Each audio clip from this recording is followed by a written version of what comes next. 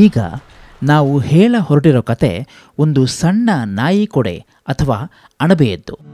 ಇದನ್ನು ಮುಟ್ಟಿದ ಕೂಡಲೇ ಒಂದು ವೇಳೆ ನೀರಾಗಿ ಹೋಗ್ಬಿಡ್ಬೋದು. ಆದರೆ ಅದರಲ್ಲಿ ಅಡಗಿರುವ ಶಕ್ತಿ ನೋಡಿದ್ರೆ ಅಬ್ಬಾ, ಪ್ರಕೃತಿಯಲ್ಲಿ ಅಣಬೆಯ ಸುಂದರ ಆಕಾರವನ್ನು ನೋಡಿದ ಯಾರೊಬ್ಬರಲ್ಲೂ ಒಬ್ಬ ಕುಂಚ ಕಲಾವಿದ ಅಥವಾ ಕಲಾವಿದೆ, ಒಬ್ಬ ಕವಿ ಅಥವಾ ಕವಿಯತ್ರಿಯನ್ನು ಬಡಿದೆಬ್ಬಿಸಿಬಿಡುತ್ತದೆ. ಆಹಾರ ಪ್ರಿಯರಂತೂ ಇನ್ಮೇಲೆ ಬರೀ ಅಣಬೆಯನ್ನೇ ತಿನ್ನೋಕೆ mushroom hotel near by me ಅಂತ ಹುಡುಕೋಕೆ ಶುರು ಮಾಡಿಬಿಡ್ತಾರೆ. ಇನ್ನು ಯಾವ ಬಿಸ್ನೆಸ್ ಮಾಡೋದು, ಅದರಲ್ಲಿ ಸಕ್ಸಸ್ ಆಗ್ತೀವೋ ಇಲ್ವೋ ಅಂತ ತಲೆ ಕೆರ್ಕೊಂತಿರೋರ್ಗಂತೂ ಈ ಅಣಬೆ ಅದೃಷ್ಟ ದೇವತೆ ಅಂತಲೇ ನಂಬಬೇಕು. ತರಬೇತಿ ಯಾರಪ್ಪ ಕೊಡೋರು? ಇನ್ನೂ ಏನೇನೋ ಪ್ರಶ್ನೆಗಳಿದ್ರೆ ಈ ಕೂಡಲೇ ನಮ್ಮ ಕೃಷಿ ಕಟ್ಟೆ ಚಾನಲ್ ಸಬ್ಸ್ಕ್ರೈಬ್ ಮಾಡ್ಕೊಳ್ಳಿ. ಹಾಗೆಯೇ ನಮ್ಮ ಚಾನಲ್ನ ಎಲ್ಲ ಅಪ್ಲೋಡ್ಗಳ ನೋಟಿಫಿಕೇಶನ್ ನಿಮಗೆ ಬರಬೇಕಿದ್ರೆ ಪಕ್ಕದಲ್ಲೇ ಇರುವಂಥ ಬೆಲ್ ಬಟನ್ ಒತ್ತಿ ಮರಿಬೇಡಿ. ಸ್ವಾಭಾವಿಕವಾಗಿ ತಂತಾನೇ ಬೆಳೆಯುವ ಅಣಬೆಗಳನ್ನು ನೋಡಬೇಕಂದ್ರೆ ಕಾಡಿನ ಸಂಪತ್ತು ಹೇರಳವಾಗಿ ಇರುವ ಕಡೆ ಹೋಗಿ ನೋಡಬೇಕು. ಉದಾಹರಣೆಗೆ ಬಿಳಿಗಿರಿ ರಂಗನ ಬೆಟ್ಟ, ಬಿಆರ್ ಹಿಲ್ಸ್ ದಕ್ಷಿಣ ಆಗ್ನೇಯ ಕರ್ನಾಟಕದಲ್ಲಿದ್ದು ವೈವಿಧ್ಯಮಯ ಸಸ್ಯ ಮತ್ತು ಪ್ರಾಣಿ ಸಂಕುಲವನ್ನು ಇಲ್ಲಿ ಕಾಣಬಹುದು. ಇಲ್ಲಿ ವಾಸಿಸುವ ಸೋಲಿಗ ಬುಡಕಟ್ಟು ಜನಾಂಗ ಜೀವನ ಆಧಾರಿತ ಕೃಷಿಯನ್ನೇ ಅವಲಂಬಿಸಿದ್ದು. ಮಳೆಗಾಲ ಬಂತೆಂದರೆ ಪೋಡಿನ ಮಂದಿಗೆಲ್ಲ ಸಂಭ್ರಮವೋ ಸಂಭ್ರಮ. ಬುದ್ಧಿಯವರಿಗೆ ನಮಸ್ತೆ. ಬುದ್ಧಿಯವರಿಗೆ ನಮಸ್ತೆ. ಅಣಬೆ ತಿಂತಾರೆ ನೀವೆಲ್ಲ? ಇಲ್ಲಿ ಅಂದರೆ ಕಾಡಿಂದವೇ ತಿಂತಾರೆ ಸರ್. ಕಾಡಿಗೆ ಹೋಗಿ ಕಾಡಿಂದವೇ ಫುಲ್ಲು ಕಿತ್ಕೊಂಡು ಮಾಡಿ ತಿಂತಾರೆ.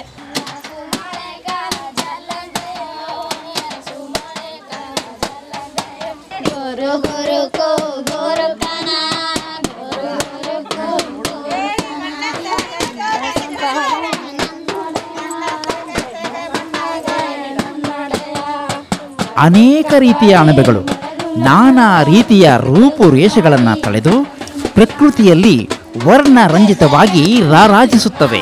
ನಮ್ಮ ಬಿಳಿಗಿರಿ ಬೆಟ್ಟದ ಕಾಡುಗಳಲ್ಲಿ ಸುಮಾರು ಜಾತಿಯ ಅಣಬೆಗಳನ್ನ ನಾವು ಇಲ್ಲಿ ಕಾಡಿನಲ್ಲಿ ನೋಡ್ತೀವಿ. ಅದರಲ್ಲಿ ತುಂಬ ಜಾತಿಯ ಅಣಬೆಗಳನ್ನು ಇದ್ದಾವೆ. ಅದರಲ್ಲಿ ವಿಷಕಾರಿ ಅಣಬೆಗಳು ಇರ್ಬೋದು, ಮತ್ತು ತಿನ್ನುವಂಥ ಅಣಬೆಗಳು ಇರ್ಬೋದು. ಕೆಲವಂತೂ ತಿನ್ನೋದೇ ಹಾಗೆ ಎಲ್ಲ ಉದುರಿ ಹಾಳಾಗುವಂಥ ಮರ ಅಣಬೆಗಳು, ಮತ್ತು ಹಂಬಿನಲ್ಲಿ ಬರುವಂಥವು, ಮತ್ತು ಮಣ್ಣಿನಲ್ಲಿ ಬರುವಂಥವು, ಈ ಬಿದ್ದ ಮರದಲ್ಲಿ ಇರುವಂಥ ಒಣ ಮರದಲ್ಲಿ ಬರುವಂಥ ಅಣಬೆಗಳು, ಮತ್ತು ಆನೆ ರದ್ದಿಯಲ್ಲಿ ಬರುತ್ತೆ, ಮತ್ತು ಪ್ರಾಣಿಗಳ ಹಿಕ್ಕೆಗಳಲ್ಲಿ ಬರುತ್ತೆ. ಸಾಕಷ್ಟು ಥರದ ಅಣಬೆಗಳಲ್ಲಿ ನಾವು ನೋಡ್ತೇವೆ. ಮೊದಲು ಈ ಅಣಬೆ ಬಗ್ಗೆ ಯಾವ್ಯಾವ ಅಣಬೆಗಳಿದ್ದಾವೆ, ಯಾವುದನ್ನು ನಾವು ಸುಲಭವಾಗಿ ಬೆಳಿಬೋದು ತಿಳ್ಕೊಳ್ಳೋಣ. ಈ ಅಣಬೆ ಭೂಮಿಯ ಮೇಲ್ಮೈ ಮತ್ತು ಕೆಲವೊಮ್ಮೆ ಭೂ ಒಳ ಪದರದಿಂದ ಹೊರಚಿಮ್ಮುವ ರಸವತ್ತಾದ ಶಿಲೀಂಧ್ರದ ಊತಕಾಂಶ. ನಮ್ಮ ಸುತ್ತಮುತ್ತ ಏನಿವೆ ಸಸ್ಯಗಳಲ್ಲಿ ಪತ್ರ ಹರಿತು ಇರುತ್ತೆ, ಆದರೆ ಈ ಅಣಬೆಗಳು ಹರಿತು ಇಲ್ಲದ ಸಸ್ಯಗಳು. ಅಣಬೆ ರೂಪರಚನೆ ನೋಡಿದಾಗ ಪ್ರಕೃತಿಯಲ್ಲಿ ಕಾಣಸಿಗೋ ವಿವಿಧ ಬಗೆಯ ಗಿಡಮರ ಬಳ್ಳಿ ಪ್ರಾಣಿ ಪಕ್ಷಿಗಳಂತೆ ಈ ಅಣಬೆಗಳ ಸುಂದರ ಲೋಕವೂ ಇದೆ. ಆಶ್ಚರ್ಯ ಅಲ್ವೇ? ಇಂಥ ಅಣಬೆಗಳ ಸುಂದರ ಜಗತ್ತನ್ನು ಮಳೆಗಾಲದಲ್ಲಿ ಮಾತ್ರ ಕಾಣಬಹುದು. ಅದೇ ಈ ಅಣಬೆಗಳ ವಿಶೇಷತೆ. ಅಣಬೆಯ ಸಾಮಾನ್ಯ ರಚನೆ. ಅಣಬೆ ಬಲಿತಾಗ 4 ಭಾಗಗಳಾಗಿ ವಿಂಗಡಿಸಬಹುದು. 1ನೇದು ಕೊಡೆ ಅಥವಾ ಟೊಪ್ಪಿಗೆ, 2ನೇದು ಕಾಂಡ, 3ನೇದು ಕಾಂಡದ ಸುತ್ತಲೂ ಕಾಣುವ ಉಂಗುರ, ಇನ್ನು 4ನೇದು ಬಟ್ಟಲು. ಕೆಲವು ಅಣಬೆಗಳಲ್ಲಿ ಕೆಲವು ಅಂಗಗಳು ಇರುವುದಿಲ್ಲ. ಉದಾಹರಣೆಗೆ ಟೊಪ್ಪಿಗೆ ಅಥವಾ ಕೊಡೆ ಅಂತ ಏನು ಹೇಳ್ತೀವಿ ಅದು ಮೇಲಕ್ಕೆ ಬಾಗಿರಬಹುದು, ಕೆಲವುದರಲ್ಲಿ ಕಾಂಡವಿಲ್ಲದೆ ಇರಬಹುದು, ಕೆಲವು ಅಣಬೆಗಳಲ್ಲಿ ತಳದಲ್ಲಿ ಬಟ್ಟಲು ಇರೋದಿಲ್ಲ, ಇನ್ನು ಕೆಲವುಗಳಲ್ಲಿ ಟೊಪ್ಪಿಗೆ ಘಂಟೆಯಾಕಾರ ಇರಬಹುದು. ಈ ಅಣಬೆಗಳನ್ನು 3 ವಿಧಗಳಾಗಿ ವಿಂಗಡಿಸಬಹುದು. 1 ಖಾದ್ಯ ಅಣಬೆಗಳು ಅಥವಾ ಸೇವನೆಗೆ ಯೋಗ್ಯವಾದ ಅಣಬೆಗಳು, 2 ವಿಷ ಅಣಬೆಗಳು, 3 ಔಷಧೀಯ ಅಣಬೆಗಳು. ಈ ಖಾದ್ಯ ಅಥವಾ ತಿನ್ನೋ ಅಣಬೆಗಳಲ್ಲಿ ಯಾವ್ಯಾವ ಔಷಧೀಯ ಗುಣಗಳು ಇದ್ದಾವೆ ಒಮ್ಮೆ ನೋಡೋಣವೇ? ಅಣಬೆಗಳಲ್ಲಿ ಹೆಚ್ಚಿನ ಪ್ರಮಾಣದಲ್ಲಿ ಫೋಲಿಕ್ ಆಮ್ಲ ಇರುತ್ತದೆ. ಇದು ಅನೀಮಿಯಾ ರೋಗ ನಿವಾರಕ. ಅಣಬೆಗಳಲ್ಲಿ ಇರೋ ಶರ್ಕರ ಪಿಷ್ಟ ಗೆಡ್ಡೆ ನಿರೋಧಕ. ಹೀಗಾಗಿ ಕ್ಯಾನ್ಸರ್ ನಿರೋಧಕವಾಗಿ ಬಳಸಲಾಗುತ್ತಿದೆ.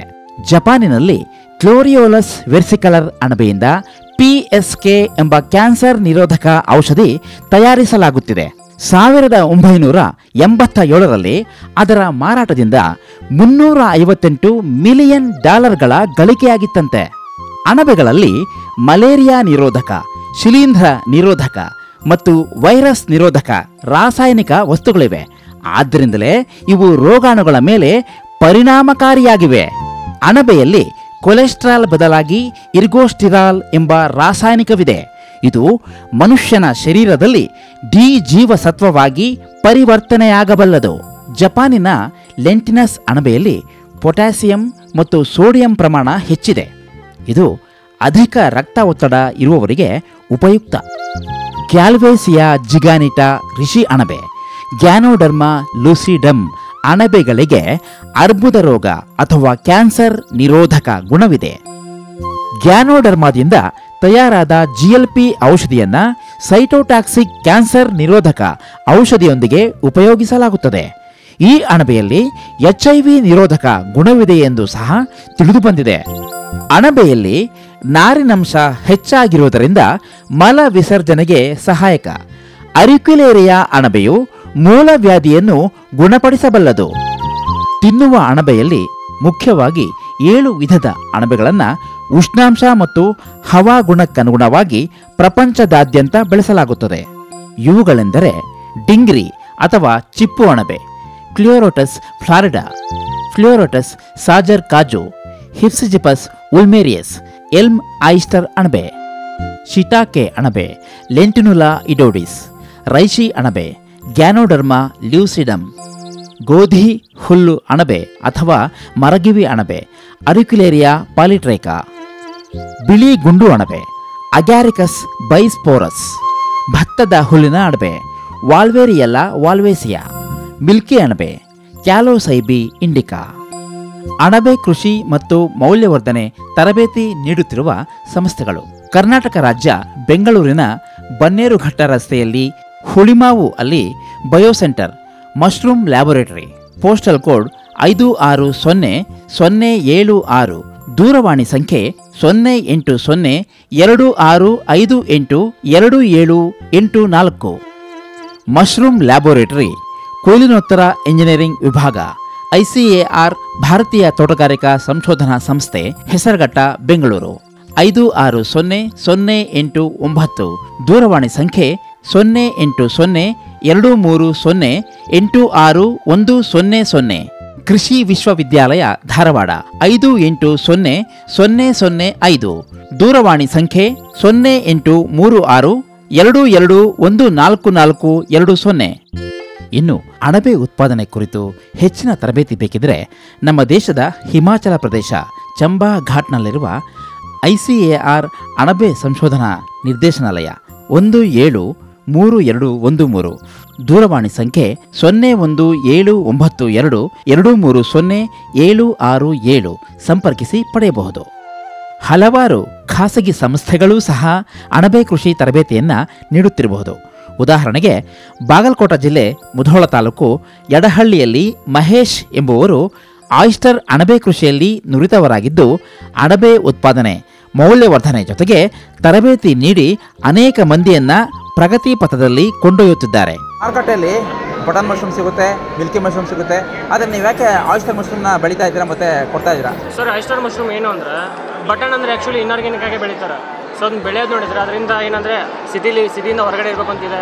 ಅದ್ರ ರೂಲ್ಸ್ ರೆಗ್ಯುಲೇಷನ್ಸ್ ನೋಡಿದರೆ ದೂರ ಇರಬೇಕು ಸಿಟಿಯಿಂದ. ಸೊ ಹಂಗಾಗಿ ಮಂಗಳೂರಲ್ಲಿ ಒಂದು ಫ್ಯಾಕ್ಟ್ರಿ ಬಂದ್ ಮಾಡಿದ್ರು ಈ ಬಟನ್ ಮಶ್ರೂಮಿಂದನೇ. ಸೊ ಹಂಗಾಗಿ ನಾವು ಬಟನ್ ಮಶ್ರೂಮ್ ಪ್ರಮೋಟ್ ಮಾಡೋದಿಲ್ಲ. ಇನ್ನೊಂದು ಏನಂದರೆ ಆ್ಯಕ್ಚುಲಿ ಹೇಳಬೇಕು ಅಂದರೆ ಗೌರ್ಮೆಂಟಿಂದ ಸರ್ಟಿಫೈಡ್ ಆಗಿರೋದು ಇದೊಂದೇ. ಆ್ಯಕ್ಚುಲಿ ಗೌರ್ಮೆಂಟಿಂದ ಸರ್ಟಿಫೈಡ್ ಆಗಿರೋದು ಇದೊಂದೇ. ನ್ಯೂಟ್ರಿಷನ್ ಲೆವೆಲಲ್ಲಿ ಆಗಿರ್ಬೋದು, ಮತ್ತು ಇದರಲ್ಲಿ ಪ್ರೋಟೀನ್ಸು, ವಿಟಮಿನ್ಸ್ ಸಿಗೋದ್ರಿಂದ ಯಾವ ಆ್ಯಂಟಿ ಆಕ್ಸಿಡೆಂಟ್ಸ್ ಎಲ್ಲ ಇದಾವಲ್ಲ ಇದರಲ್ಲಿ ಸಿಗೋಷ್ಟು ಬಟನ್ ಮಶ್ರೂಮಲ್ಲಿ ಸಿಗೋಲ್ಲ.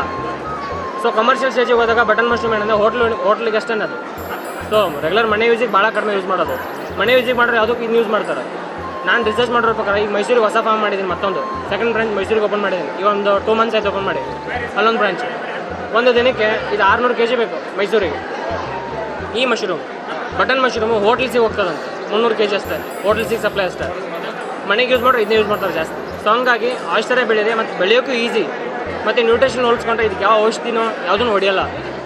ಹಾಗಾಗಿ ಆಯಿಸ್ಟರ್ ಮಾತ್ರ ಪ್ರಮೋಷನ್ ಮಾಡ್ತೀವಿ. ಸ್ಪೆಷಲಿ ಏನು ಗೊತ್ತಾ ಸರ್, ನಮ್ದು ಏನಂದರೆ ನಾವು 2 ದಿವಸ ಟ್ರೈನಿಂಗ್ ಮಾಡ್ಬಿಟ್ಟು ಬಿಟ್ಬಿಡಲ್ಲ. 2 ದಿವಸ ಟ್ರೈನಿಂಗ್ ಆದಮೇಲೆ 3 ಮಂತ್ಸ್ ಬ್ಯಾಕ್ಲಾಗ್ ಕ್ಲಾಸಸ್ ಇರ್ತವೆ 2 ವೀಕಿಗೆ ಒಂದ್ಸರಿ. ಓನ್ ಮಾರ್ಕೆಟ್ ಹೆಂಗೆ ಕ್ರಿಯೇಟ್ ಮಾಡಬೇಕು, ಮಾರ್ಕೆಟ್ ಹೆಂಗೆ ಕ್ರಿಯೇಟ್ ಮಾಡಿ ಏನಾಗುತ್ತೆ ಅದ್ರ ಬಗ್ಗೆ ನಾವು ಇನ್ ಡಿಟೆಪ್ತ್ ಆಗಿ ಹೇಳ್ತೀವಿ. ಮತ್ತು ಇನ್ನೊಂದು ಪ್ರಾಡಕ್ಟ್ಸಿಂದ ಸ್ವಲ್ಪ ನಾಲೆಡ್ಜ್ ಕೊಡ್ತೀವಿ, ಹೆಂಗೆ ಪ್ರಾಡಕ್ಟ್ಸ್ ಮಾಡಬೇಕು ಏನು ಅಂತ ಅದ್ರ ಬಗ್ಗೆ ನಾಲೆಡ್ಜ್ ಕೊಡ್ತೀವಿ. ಸೊ ಓನ್ ಬ್ರ್ಯಾಂಡಿಂಗ್ ಹೆಂಗೆ ಮಾಡಬೇಕು, ಬ್ರ್ಯಾಂಡಿಂಗಿಗೆ ಏನೇನು ಬೇಕು, ಓನ್ ಬ್ರ್ಯಾಂಡಿಂಗ್ ಅವ್ರು ಕ್ರಿಯೇಟ್ ಮಾಡೋಕ್ಕೋಸ್ಕರ ನಾಲೆಡ್ಜ್ ಕೊಡ್ತೀವಿ. ಸೊ ಹಂಗಾಗಿ ನಮ್ಮಲ್ಲಿ ಜಾಸ್ತಿ ಜನ ಇಷ್ಟೇ, ಬೇರೆಯವ್ರಿಗೂ ನಮಗೂ ಇರೋರಿಗೆ. ನಮ್ಮ ಮತ್ತು ಇನ್ನೊಂದೇನಂದರೆ ಚಾರ್ಜಸ್ ಎಲ್ಲ ಏನಿರುತ್ತೆ, ಟ್ರೈನಿಂಗ್ ಫೀಸ್ ಏನಿರುತ್ತೆ ಅದು ಮಾತ್ರ. ಊಟ, ಅಕೊಮಡೇಷನ್, ಫುಡ್ಡು, ಸರ್ಟಿಫಿಕೇಟು ಮತ್ತು ಮೊದಲಿಗೆ 10 kg ಬೆಳೆಯೋ ಸಬ್ಸ್ಟೇಟು ಎಲ್ಲ ಇನ್ಕ್ಲೂಡ್ ಅದರಲ್ಲೇ ಇರುತ್ತೆ. ಅದರಲ್ಲಿ ಇನ್ಕ್ಲೂಡ್ ಇರುತ್ತೆ. ಫೀಸ್ ಏನಿರುತ್ತೆ ಫೀಸಲ್ಲಿ ಇನ್ಕ್ಲೂಡ್ ಇರುತ್ತೆ. ಸೊ ಹಂಗಾಗಿ ಇಂಥದ್ದು ಒಂದು ಗ್ರೋಯಿಂಗ್ ಕಿಟ್ ಕೊಟ್ಟಿರ್ತೀವಿ. ಈ ಥರ ಬ್ಯಾಗ್ ಮಾಡಿಸಿಟ್ಟೋದ್ರಿಂದ ಈ ಥರ ಬ್ಯಾಗ್ಸ್ ಎಲ್ಲ ಕೊಟ್ಟಿರ್ತೀವಿ, kg ಸ್ಪಾನ್ ಎಲ್ಲ ಕೊಟ್ಟಿರ್ತೀವಿ. ಸೊ ಹಂಗಾಗಿ ನಮ್ಗೆ ಜನ ಜಾಸ್ತಿ. ಅಂದರೆ ಒಂದ್ಸರಿ ಟ್ರೈನಿಂಗ್ ತೊಗೊಂಡಾಗ ಅವ್ರಿಗೆ ಏನು ಕೊಡ್ತೀರಿ ನೀವು ಜೊತೆಗೆ? ಒಂದು ಗ್ರೋಯಿಂಗ್ ಕಿಟ್ ಸರ್, ಈ ಥರ 1 kg ಬೀಜ ಕೊಡ್ತೀವಿ, ಮತ್ತು 10 kg ಸಬ್ಸ್ಟೇಟು, ಮತ್ತು ಅವ್ರಿಗೆ ಸರ್ಟಿಫಿಕೇಟು. ನಾನು ಡಿಪ್ಲೊಮಾ ಅಗ್ರಿಕಲ್ಚರ್ ಹೋಲ್ಡ್ ಅಲ್ಲ, ಸೊ ಹಂಗೆ ನಾನು ಸರ್ಟಿಫಿಕೇಟ್ ಕೊಡ್ಬೋದು. ಸಬ್ಸ್ಟೇಟ್ ಅಂದ್ರೆ ಸಬ್ಸ್ಟೇಟ್ ಕಾರ್ನ್ ಕೋಬತ್ತು ಭತ್ತದಲ್ಲೂ ಕೊಡ್ತೀವಿ ಸರ್ ಅವ್ರಿಗೆ ಯೂಸ್ ಮಾಡೋಕ್ಕೆ.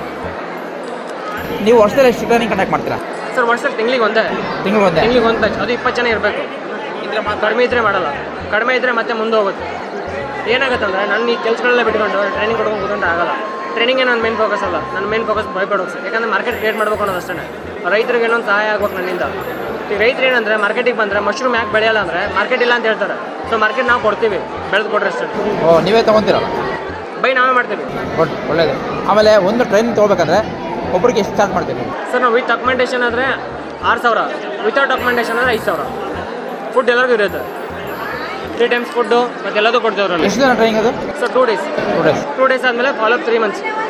ನನ್ನ ಹೊಸ ಕಂಪ್ನಿಲಿ ಏನೇನು ಪ್ರಾಡಕ್ಟ್ಸ್ ಬಂದಿದ್ದಾವೆ ಅಂದರೆ, ಒಂದು ಮಶ್ರೂಮ್ ಗ್ರೋಯಿಂಗ್ ಅಂತ ಒಂದು ಬಂದಿದೆ, ಮತ್ತು ಮಶ್ರೂಮ್ ಸೂಪ್ ಪೌಡ್ರ್ ಅಂತ ಒಂದು ಮಾಡಿದ್ದೀವಿ.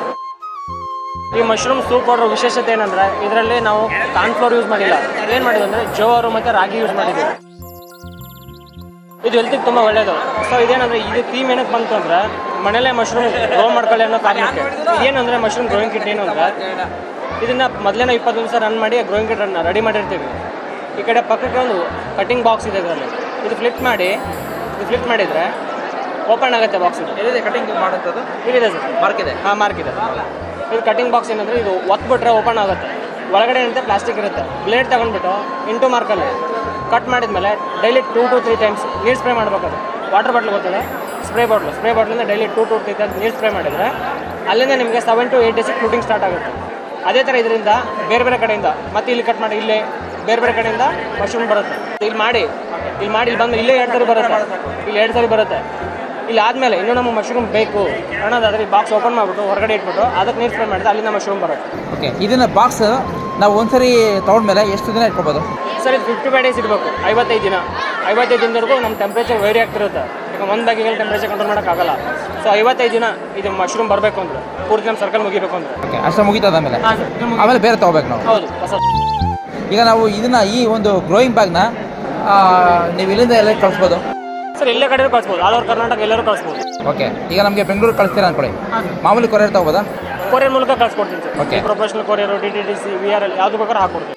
ಒಂದು ಗ್ರೋಯಿಂಗ್ ಬ್ಯಾಗಿಂದ ಎಷ್ಟು kg ಮಶ್ರೂಮ್ ನಾವು ಆರ್ಡರ್ ಮಾಡ್ಬೋದು? 700 to 800 last final. Okay, maximum 700. ಏನೋ ಅವರು ವೆದರ್ ಚೆನ್ನಾಗಿತ್ತು ಒಂದು 800 ಗ್ರಾಮ್ ಬರುತ್ತೆ. ಕ್ವಾಂಟಿಟಿ ಸರ್, ಗ್ರಾಮ್ ಲೆಕ್ಕ. ಈಗ ನಾವು ಯಾರಾದ್ರೂ ಗ್ರೋಯಿಂಗ್ ಕಮರ್ಷಿಯಲ್ ಆಗಿ ಮಾಡ್ಬೇಕಂತಿದ್ರೆ ನಿಮ್ಮ ಒಂದು ಬ್ಯಾಗ್ಸ್ ಎಷ್ಟು ಇಟ್ಕೋಬೇಕಾಗತ್ತೆ ಅಂದರೆ? ಅದೇ ಡೈಲಿ ಒಂದು 5 kg 10 kg ಹೋಗ್ಬೇಕಂದ್ರೆ ಈ ಥರ ಬ್ಯಾಗ್ ಇಟ್ಕೊಂಡ್ರೆ ಲಾಸ್ ಸರ್. ಯಾಕಂದರೆ ಈ ಥರ ಬ್ಯಾಗ್ ಇಟ್ಕೊಂಡು ಮಾಡ್ಕೊಂಡು ಲಾಸು. ಸೊ ಅವ್ರೇನಂದರೆ ಸ್ವಂತ ಫಾರ್ಮ್ ಮಾಡ್ಕೊಂಡು ಟ್ರೈನಿಂಗ್ ಇರುತ್ತೆ. ನಮ್ಮಲ್ಲಿ ಫೀಸ್ ಕಟ್ಟಿ ಟ್ರೈನಿಂಗ್ ಕಲಿಬೇಕು. ಬೇಡವಾ? ಇದು ಬೆಂಗಳೂರು ಅಂತ ಸಿಟಿಯಲ್ಲಿ IHR ಆಗಿರ್ಬೋದು, ಬೈ ಸೆಂಟ್ರ್ಗಳು ಬೆಳಗಾವಿಗೆ ಬಂದಿದೆ, ಶಿವಮೊಗ್ಗ ಬಂದಿದೆ, ಅಲ್ಲಿ KVKಲೆಲ್ಲ ಟ್ರೈನಿಂಗ್ ಕೊಡ್ತಾರೆ. ಸೊ ಅಲ್ಲಿ ನಮಗೆ ಅಮೌಂಟಿನ ಪ್ರಾಬ್ಲಮ್ ಇದೆ ಅಂದಾಗ ಅಲ್ಲಿ ಟ್ರೈನಿಂಗ್ ತೊಗೊಂಡ್ಬಿಟ್ಟು ಅವ್ರು ಬೆಳಿಬೋದು. ಸೊ ಅಮೌಂಟ್ ಇಲ್ಲ, ನಮ್ಗೆ ಅಮೌಂಟ್ ಇದೆ, ಕರೆಕ್ಟಾಗಿ 2 ದಿವಸ ಟ್ರೈನಿಂಗ್ ಬೇಕಂದ್ರೆ ನಾವು ಟ್ರೈನಿಂಗ್ ಕೊಟ್ಟು ಟ್ರೈನಿಂಗ್ ಕನೆಕ್ಷನ್ ಮಾಡ್ತಿದ್ದೀವಿ. ಸೊ ಟ್ರೈನಿಂಗ್ ಮಾಡಿದ್ಮೇಲೆ ಆ ಬ್ಯಾಗ್ನ ರೆಡಿ ಮಾಡೋದು ಕಲಿಬೇಕು. ಈ ಥರ ಆ ಬ್ಯಾಗ್ನ ಈ ಥರ ರೆಡಿ ಮಾಡೋದು ಕಲ್ತ್ಬಿಟ್ಟು ಈ ಥರ ಬಂದಂತ ಇಲ್ಲನ ನಾವೇ ಪರ್ಚೇಸ್ ಮಾಡ್ತೀವಿ. ಇದನ್ನ ನಾವೇ ಪರ್ಚೇಸ್ ಮಾಡ್ತೀವಿ. ಅಂದರೆ ಈ ಬ್ಯಾಗ್ನ ಪರ್ಚೇಸ್ ಮಾಡಿದ್ರೆ ಇದನ್ನ ಮಶ್ರೂಮ್ ಮಾತ್ರ ಪರ್ಚೇಸ್ ಮಾಡ್ತೀವಿ. ಈಗ ಈ ಬ್ಯಾಗ್ ತೊಗೊಂಡ್ರೆ ಏನೋ ಸ್ವಂತವಾಗಿ ಮನೆಯಲ್ಲೇ ಮಾಡ್ಕೊಳ್ಳೋಕ್ಕೆ? ಹಾಂ ಸರ್. ಓಕೆ, ಡೈಲಿ ಎಷ್ಟು ಒಂದು 5-6 ದಿನ ಆದಮೇಲೆ ಶುರು ಮಾಡುತ್ತಾ? ಇದೆ ಸರ್. ಇದು ಹೋದ ತಕ್ಷಣ ಕಟ್ ಮಾಡಿ ನೀರು ಸ್ಪ್ರೇ ಮಾಡೋಕ್ಕೆ ಸ್ಟಾರ್ಟ್ ಆಯ್ತು. ಅಲ್ಲ, ಎಷ್ಟು ದಿನದ ಕೊಡೋಕ್ಕೆ ಶುರು ಮಾಡುತ್ತೆ? 7 days, 7 to 8 days ಬೇಕು. ಹೌದು. ಓಕೆ, ಆವಾಗ ದಿನಕ್ಕೆ ಎಷ್ಟು ತೊಗೋಬೋದು? 200 to 300 ಗ್ರಾಮ್ ಬರುತ್ತೆ ಸರ್. ಡೈಲಿ ಬರುತ್ತೆ? ಡೈಲಿ ಅಲ್ಲ, ವೀಕ್ಲಿ ಒನ್ಸ್ ಬರುತ್ತೆ. ಈಗ ಒಂದು ಮನುಷ್ಯನಿಗೆ 60 ಗ್ರಾಮ್ ಬೇಕು ವಾರಕ್ಕೆ, ಒಬ್ಬನಿಗೆ. ವಾರಕ್ಕೆ 60 ಗ್ರಾಮ್ ಒಂದು ಮನುಷ್ಯ ತಿನ್ನಬೇಕು. ಸೈಂಟಿಫಿಕ್ಲಿ ಹೋದ್ರೆ ಸಾಕು. 200 ಗ್ರಾಮ್ ಅಂದರೆ ಮನೆಯಾಗೆಲ್ಲ ಅಡುಗೆ ಆಗುತ್ತೆ. ಎಷ್ಟು ಜನ ತಿನ್ಬೋದು ಸರ್? ಒಂದು 3-4 ಜನ ಯೂಸ್ ಮಾಡ್ಬೋದು. 3-4 ಜನಕ್ಕೆ ಒಂದ್ಸರಿ ಸಾಕಾಗ. ಮತ್ತು ಈ ಪಿಕಲ್ ಎಲ್ಲ ಮಾಡಿದಲ್ಲ, ಹೇಗಿದೆ ಅದು? ಹಾಂ ಸರ್, ಈ ಮೂವ್ಮೆಂಟು ಲಾಸ್ಟ್ ಟೈಮ್ಗಿಂತ ಈ ಮೂವ್ಮೆಂಟ್ ಚೆನ್ನಾಗಿದೆ. 50 ಬಾಟಲ್ ತಂದಿದೆ. 50 ಬಾಟಲ್ 4 ಬಾಟಲ್ ಮಾತ್ರ ಮಿಕ್ಕಿದೆ. ಕುಕೀಸ್ ಅಷ್ಟೇ 50 ಬಾಕ್ಸ್ ತಂದಿದೆ, 3 ಬಾಕ್ಸ್ ಮಾತ್ರ ಮಿಕ್ಕಿದೆ. ಅದು ಕುಕೀಸ್ ಇದನ್ನ ಕೃಷಿ ಮಾಡಿದ 2ನೇ ದಿವಸ, ಇನ್ನೂ 2ನೇ ದಿವಸಲ್ಲೇ ನನ್ನ ಹತ್ರ 5 ಖಾಲಿ ಆಗಿದೆ. ಮತ್ತೆ ತರಬೇಕು ನೀವು? ಹಾಂ ಸರ್.